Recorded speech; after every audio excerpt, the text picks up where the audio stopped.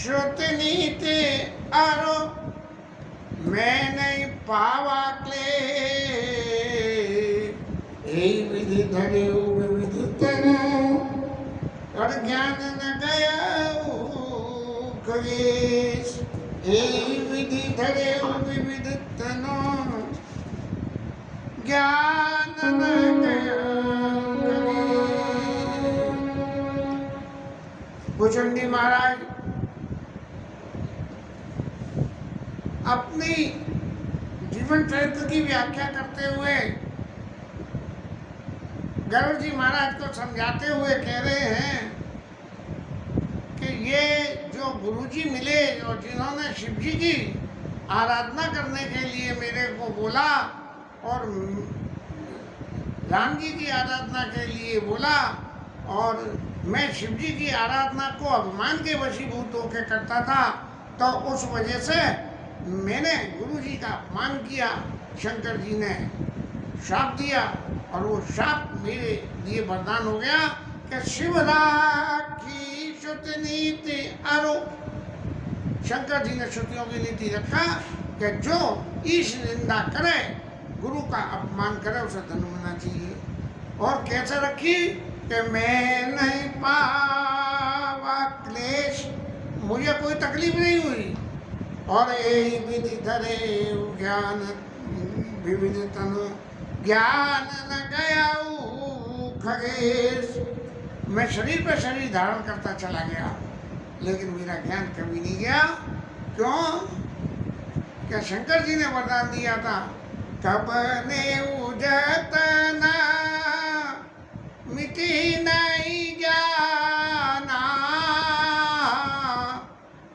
सुनाई शुद्ध मम बचन प्रवाना, सुनाई शुद्ध मम बचन प्रवाना। अब भूषणी महाराज आगे कह रहे हैं कि त्रिजव देवदास ज्योतन धरूं और तत राम भजन अनुसरूं। शंकर जी की साधना करी और राम जी की साधना का मंत्र मिला। अब जो भी मैं शरीर धारण करता हूँ तो राम जी का भजन करता हूँ, लेकिन मेरे चित्त में एक ही बात बार बार याद, एक सूद मोहि विसर न खाऊं और गुरु कर कोमल शील सभाऊं। ऐसे गुरु जी महाराज का कोमल और शीलवान स्वरूप वो मुझे कभी याद है। मैंने ऐसे गुरु की अपमान किया। कथा राजेश्वर महाराज जी भी सुनाते हैं और भी सुनाते हैं कि राम जी के मंदिर के ऊपर कोई लागा लगा और लागा नहीं गलत कह गया। किसी पुजारी महाराज ने वो जो है, या राम भगत ने कह लो कि किसी साहूकार से कर्ज ले लिया, कर्ज लेके कर्ज वापस कर दिया। राम जी के भरोसे जीने वाले आदमी बोले नहीं दिया तो नहीं दिया क्या, राम जी तो सब देख रहे हैं। साहूकार ने कोर्ट में दावा करा। दावा करने के बाद में ये हुआ कि भैया तुमने इन्हें रुपए वापस करे थे, कोई गवाह था? बोले हाँ थे। कौन थे? बोले राम जी महाराज गवाह थे, राम जी थे, रघुनाथ जी गवाह थे। तो उन्होंने कहा कि भैया ये समझा कि भाई रघुनाथ जी कोई व्यक्ति है, ये रघुनाथ जी रघुनाथ मंदिर के देवता हैं, वो तो है नहीं। तो बोले उन्हें सम्मान करके बुलाओ और उनसे पूछो कि पुजारी जी महाराज ने सेठ को रुपया दिए कि नहीं दिए। तब सम्मान इशू हो गया और वो अर्दली जाके और रघुनाथ जी के मंदिर के पुजारी को सम्मान पकड़ाया। अब पुजारी जी महाराज तो सही स्वभाव से, वो व्यक्ति जो राम जी का भगत था वो तो सही स्वभाव से अदालत में गया और देखा हवाई लगी आवाज में कि रघुनाथ जी हाजिर हों। तो एक बड़ा बूढ़ा व्यक्ति वहाँ हाजिर हो गया और उनसे पूछी कि तुम्हारे सामने रुपए दिए थे, तुम गवाह हो? इस सज्जन ने बोले हाँ मेरे सामने रुपए दिए थे और मैं इस बात का गवाह हूँ। अब ये कह के वो महाराज जज साहब जो सुन रहे थे उन्होंने तो रघुनाथ, उनको ये समझा कि रघुनाथ नाम के आदमी ने गवाही दे दी और वो जो है जिसने कर्जा लिया था वो बेचारा जो है ये सोचने लगा कि गवाही को तो राम जी की मूर्ति तो चल के आवे नहीं, तो ये कौन से महाराज पधारे जो आके यहाँ जो है गवाही दे गए। और जब उनसे पूछी कि जज साहब ने कि तुमने ये जो गवाह बुलाए थे, ये गवाह से तुम कब से जानते हो?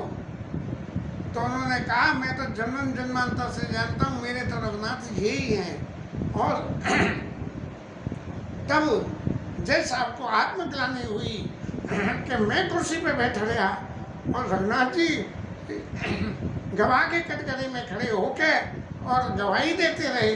बस ये छोड़ के वैराग्य धारण करके वृंदावन में पहुंच गए और वृंदावन में भी उनका नाम जैसा भी गया, वैराग्य ले लिया लेकिन नाम उनका जैसा भी गया। तो ऐसे ही ये गुरु के शील स्वभाव को सिंधी महाराज कह रहे हैं, एक चूल्हा मोई बिसर न खाओ, गुरु कर कोमल शील स्वभाव। गुरु जी का शील स्वभाव मेरे को विसरता नहीं था। जैसे जज साहब को जो है कि भगवान खड़े रहे और मैं बैठा रहेगा। और फिर अपना इतिहास बताते हुए कहते हैं कि ब्राह्मण का शरीर मेरे को मिला बालकों के संग में मिलकर, क्योंकि राम जी के भजन की आस्था इतनी प्रगाढ़ हो चुकी थी कि मैं भगवान राम की लीला का ही गुणगान करता और बच्चों के संग मिलकर रामलीला ही करता। और खेलूँ तहाँ बाल कन मीला, करूँ सकल रघुनायक लीला, और पढ़ वह मोहि पिता पढ़ावा, करूँ समझूँ सुनाऊँ न समझूँ सुनो गुनो नहीं भावा। मुझे जो पिताजी मेरे को पढ़ाने लगे तो सांसारिक ज्ञान तो मेरे लिए अब मन लगता ही नहीं था, इसलिए मेरे चित्त में एक ही भावना पैदा हुई, मन ते सकल वासना त्यागी, केवल राम शरण मन लागी। भगवान के चरणों में ही मन लग गया, सारी वासना भग गई। क्यों कि शंकर जी के प्रसाद से जो कम ने वो जन्म मिटे ही नहीं ज्ञाना, वो भी ज्ञान नहीं मिटा। और फिर मेरे को पिताजी पढ़ाते पढ़ाते हार गए और मैं उन्होंने पढ़ाना छोड़ दिया। और फिर जब माता पिता जो है काल के वशीभूत भगवान के धाम को चले गए, तब मैं वन में भगवान के भजन करने के लिए चला गया। अब जहाँ जहाँ मुनियों का आश्रम मिले मैं जाऊँ और वहाँ जाके मुनियों को आश्रम में जाके सिर नवाऊँ और एक ही बात पूछूं कि मंदिर में जो वाणी हुई थी वो शंकर जी की वाणी थी, और शंकर जी महाराज ने राम जी का भजन करने की कही, तो भजन में मन लगे कैसे? इसके लिए मन ते सकल वासना भागी, केवल राम चरण मन लागी। अब मुनियों के पास जाऊं, और जब मुनियों के पास जाऊं तो एक ही बात मेरे लिए कि मैं जहाँ जहाँ विपिन मुनीश्वर पावऊँ तहाँ तहाँ जाई तिनहि से नावऊँ, और बूझई तिनहि राम गुण कहा, कहीं सुनाऊँ हर्षित करना। जहाँ जाऊँ भगवान के गुणों की चर्चा, गुणों की बात को करूँ, और ऐसे भगवान के गुणों को सुनते सुनते मेरी ये स्थिति हो गई कि अव्याहतिगत शंभु प्रसादा, जहाँ चाहूँ मैं ऐसी हो गई कि बोले अभी कहाँ फलाने मुनि के आश्रम में चलो तो वहीं पहुँच गए, ऐसी अव्याहत गति हो गई। और फिर मेरे मन में जब इतनी भगवान की कथा सुनी, निरंतर भगवान की कथा जब तक नहीं सुनोगे तब तक भगवान की लीला चरित्र और भगवान के वास्तविक स्वरूप के फर्क को ये चित्त हमारा नहीं पकड़ पाता है। हमारे चित्त का फर्क जब होता है जब निरंतर हम भगवान की साधना करते हैं, और भगवान की निरंतर साधना को सांसारिक विषय की साधना यदि निरंतर करने लगो तो उन विषयों में भी मन ऐसा रम जाता है कि फिर दूसरी बात अच्छी नहीं लगती। मैं ये भगवत विषयक बातें अच्छी नहीं लगती। कितने लोगों को मैं जानता हूँ जिनके सामने यदि जरा ये कह दो घर आए पे कि महाराज आओ बैठो 5 मिनट, तो देखो घर में कितना सुंदर मंदिर है और 5 मिनट हरि नाम कीर्तन करें, तो सामने वाला हाल ये कह देता है कि प्रभु आज तो जल्दी में, फिर किसी दिन आएंगे। तो जब संसार की लीला में इतना मन लग सकता है और भगवान के लीला चरित्र में यदि हम इतना मन लगा लें तो फिर इसकी बात क्या है। तो छूटी कृष्णा कृष्णा बाड़ी एक लालसा पूरी बाती बाड़ी।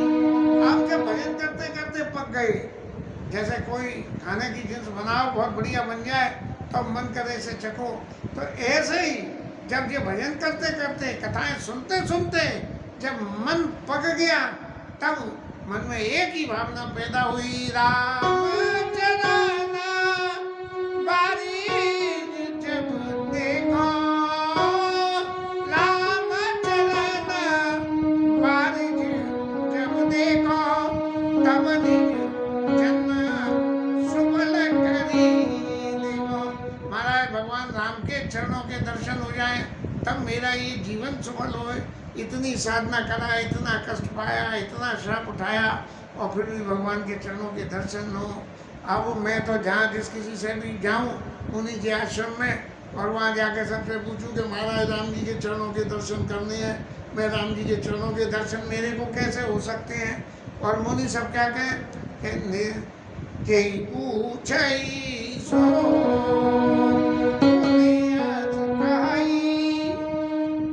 सब क्या कहते हैं कि ईश्वर तो पूरे संसार में विद्यमान है, जहाँ चाहूँ वहाँ दर्शन कर लो। तो भैया आप दर्शन करने का तरीका तो बता दूंगा कैसे दर्शन करें, लेकिन उनकी जो कही हुई बात थी वो मेरे गुरु जी की कृपा से निर्गुण मत नहीं मोही सुहाई सगुण ब्रह्म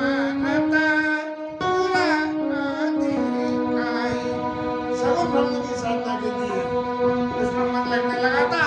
तो निर्गुण मत मेरे को बिल्कुल अच्छे नहीं लगे। और गुरु के वचन सुरति कर, गुरु के वचन याद आवे कि शंकर जी राम जी का भजन करते हैं। अरे भैया शंकर जी भजन करते हैं राम जी का, तो हम भी जो है राम जी का भजन करके उनके चरणों में प्रेम करें तो शायद हमें भी दर्शन हो जाए। तो गुरु के वचन सुरति कर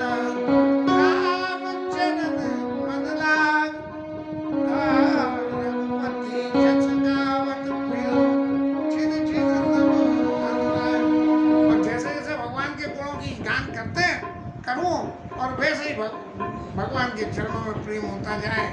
ये रामायण की कथा करते करते 3 साल होते होते चित्त में एक ऐसी स्थिति महसूस होती है कि यदि एक दिन कथा ना हो तो हमने कुछ खो दिया। मेरु शिखर भट छाया मुनिलो मछ आसीन, देख चरण सिरनायऊ वचन कहे अति दीन। अब सुमेरु पर्वत पर मैं पहुंच गया और सुमेरु पर्वत पर पहुंच के लोमश ऋषि जो है, मेरे ख्याल से लोमश ऋषि का चरित्र मैंने तो पढ़ा नहीं है, लेकिन ये लोमश शब्द का अर्थ कहीं ना कहीं हो सकता हो, कोई लोमड़ी में लो मड़ी ऐसे हो सकता हो, इनसे कहीं जुड़े हुए हो, ये मेरे को तो पता नहीं है। खैर जो भी है, कहीं ना कहीं ठाकुर जी ज्ञान तो कराई देंगे, आके हैं तो वो ऋषि, तो उनके लिए ये शब्द प्रयोग करना कि वो लोमड़ी के स्वरूप में थे या उनका मुखारविंद जो है लोमड़ी जैसा था, ये तो बहुत गलत बात हो जाएगी। और मैंने उनसे कहा लोमश ऋषि से जाके, देख चरण सिरनायऊ वचन कहे अति दीन, सुन मम वचन विनीत मृदु, सुन कपाल खगराज और मोहि सादर पूछत भयऊ, द्विज आयऊ के काज। जाके उनको प्रणाम करा और उनको प्रणाम करने से क्या हुआ कि उन्होंने पूछा, हे ब्राह्मण तुम यहाँ काहे आए हो। तब मैं कहा कृपा, तब मैं कहा कृपा निधि, तुम सर्वज्ञ सुजान, सगुण ब्रह्म अवराधना मोहि कहूँ भगवान। प्रभु मुझे सगुण ब्रह्म के अवराधन की बात कहो। और सगुण ब्रह्म के अवराधन की बात अब था क्या कि अब तक निर्गुण ब्रह्म की साधना जो गलत किया गया, शंकर जी की साधना सगुण ब्रह्म की साधना और सगुण ब्रह्म की साधना करते करते दूसरे सगुण ब्रह्म राम जी की साधना में मन लग गया। तो जिसकी कृपा से, जिसकी साधना में मन लग गया, यदि उसके अब दर्शन और हो जाए उनके चरणों के, तो ये साधना पक्की हो जाएगी। ऐसे ही मैं उनके पास, लोमश ऋषि के पास गया, उनसे कहा, और लोमश ऋषि ने भगवान की कथा सुनाई, भगवान के उस स्वरूप की जो साक्षात भगवान का स्वरूप है उसकी कथा सुनाई। लेकिन मेरा तो भगवान के और सगुण लीला स्वरूप में मन लग रहा था, इसलिए ब्रह्म ज्ञानानंदा मुनि विज्ञानी, ब्रह्म ज्ञानानंदा मुनि विज्ञानी,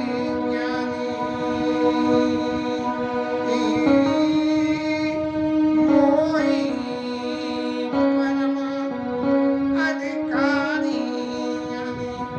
अब जो लोमश ऋषि की स्थिति थी, जो लोमश ऋषि जी, तो वो तो ब्रह्म ज्ञान में निर्गुण ब्रह्म की साधना करते थे, सगुण को हृदय में धारण करते थे और निर्गुण ब्रह्म की साधना करते थे।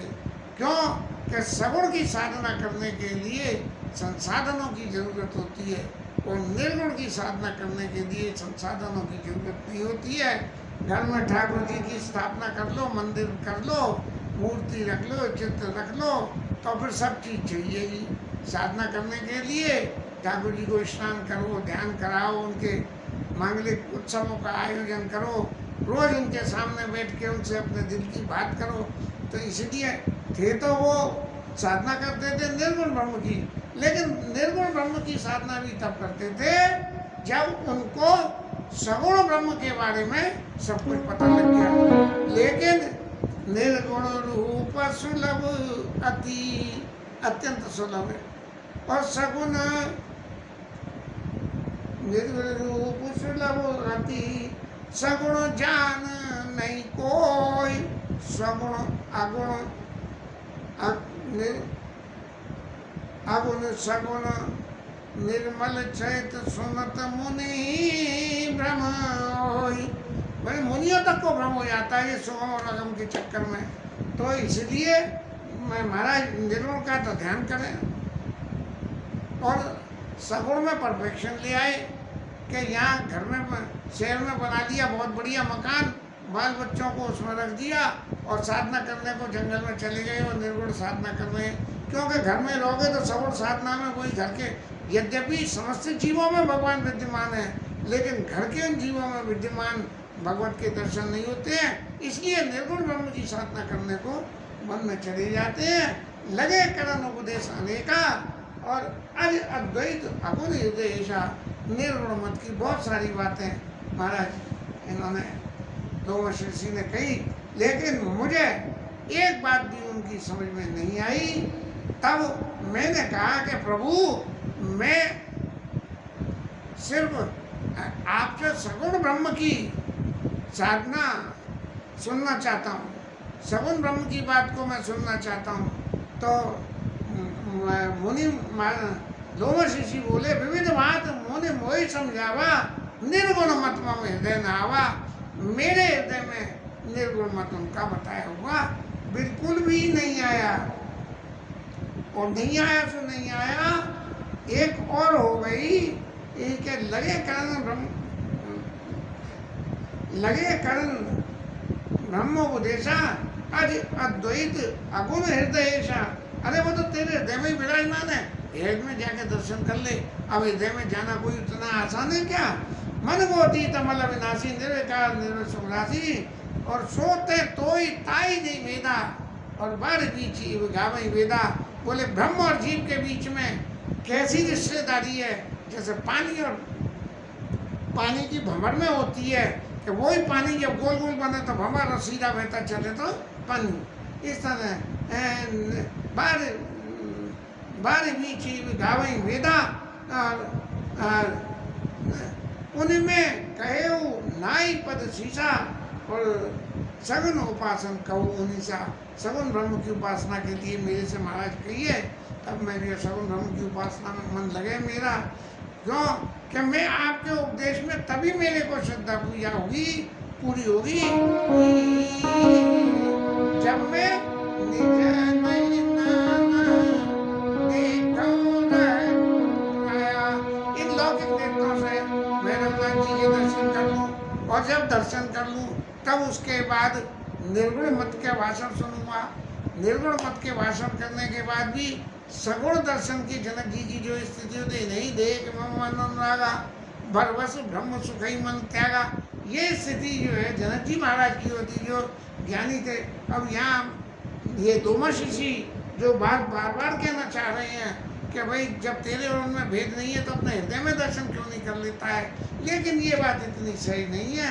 इसलिए पौने पौने उन्होंने हर कथा अनूपा बहुत तरह तरह से भगवान की लीला चरित्रों को मेरे को कहा, तो मैंने उन लीला चरित्रों को सगुण खंड सगुण अगुण मत सगुण निरूपा, क्योंकि मेरे हृदय में भी भगवान के प्रति थोड़ा सा लगाव था। भुषुंडी महाराज कह रहे हैं आज जो मेरी स्थिति है वो मैं ऐसा लगता है कि शायद कहीं ना कहीं, यद्यपि भुषुंडी महाराज तो बहुत पुण्यात्मा थे, यहाँ तो जो है शरीर में कोई पुण्य है ही नहीं, लेकिन फिर भी जो भुषुंडी महाराज की स्थिति थी कि भगवान के दर्शन हो, और दर्शन करने से पहले भगवान की कथा करो, और कथा भी कैसे करो कि कथा नित्य रूप से करो। अब कोई व्यवधान आ जाए वो बात दूसरी है। इसलिए भुषुंडी महाराज कह रहे हैं कि मैंने उनसे कहा कि मैं भगवान के जब दर्शन कर लूँ इन नेत्रों से तब तुम्हारे निर्गुण उपदेश को सुनूंगा। तब गुरु जी महाराज की जो लोमश ऋषि की बातों को सुन के वो कहते हैं कि निर्गुण, और मैं कह रही हूँ सगुण, निर्गुण के सगुण, निर्गुण के सगुण, निर्गुण के सगुण। जैसा भद्राचार्य जी महाराज के संग में हुआ कि वो कह रहे हैं राम जी मेरे हैं और हम कह रहे हैं राम जी आपके हैं या नहीं हमारे।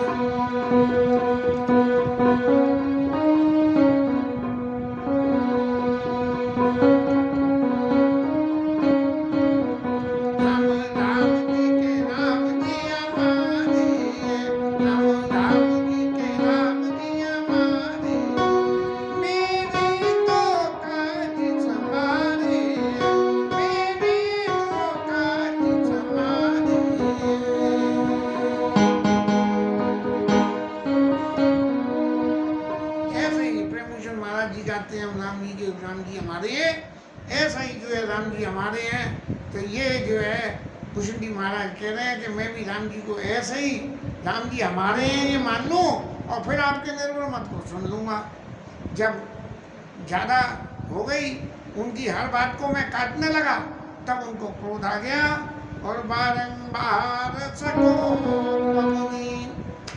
अब महाराज जब दोमश ऋषि को क्रोध आ गया तो मैं उनकी हर बात को काटता जा रहा था, तो वो मुनि बारंबार सको मुनि करे निरूपण ज्ञान की उस बात को कि ज्ञान से भगवान प्राप्त हो सकते हैं, भगवान के चरणों के दर्शन हो सकते हैं, और वो साधना की स्थिति बहुत आसान है।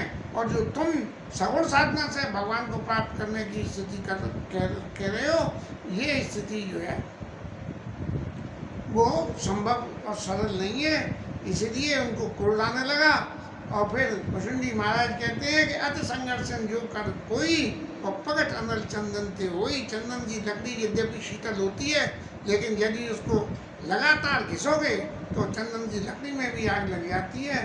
बारंबार सको मुनि करे निरूपण ज्ञान, बार बार जो है वो ज्ञान की बातों को मेरे सामने कह, और मुझे बिल्कुल अच्छी नहीं लगे, लेकिन मुनि की दोमश ऋषि की दोमश ऋषि की भावना को देखते हुए मैंने उनके निर्गुण मत का खंडन करना तो बंद कर दिया। लेकिन मेरे मन में एक बात हो गई कि ऋषि कह रहे हैं कि निर्गुण अगुणई सगुणई नहीं कछु भेदा, हर बारी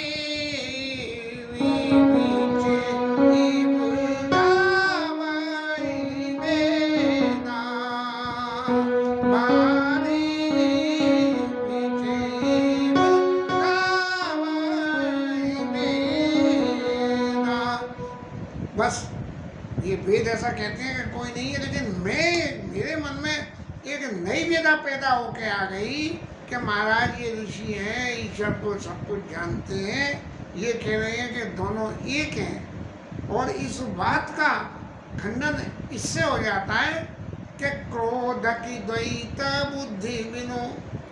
जब ऋषि महाराज को क्रोध आ रहा है तो क्रोध आना, क्रोध कैसे क्रोध आएगा? द्वैत। ऐसा एक आदमी है अपने आराम से अपने हृदय, तो क्या अपने ऊपर क्रोध करेगा? जब दूसरा सामने वाला होगा तब कुछ कहेगा, तब क्रोध होगा। तो क्रोध के लिए दो चाहिए, तो क्रोध की द्वैत बुद्धि बिनु। जब तक बुद्धि में द्वैतता नहीं है कि निर्गुण और सगुण अलग है, तब तक जो है क्रोध आएगा ही नहीं। क्यों? कि जब दोनों एक है तो चाहे कुछ भी कर लो, भैया मुंह एक है और खाना है, तो चाहे इस हाथ से खाओ चाहे इस हाथ से खाओ, एक ही बात हो गई।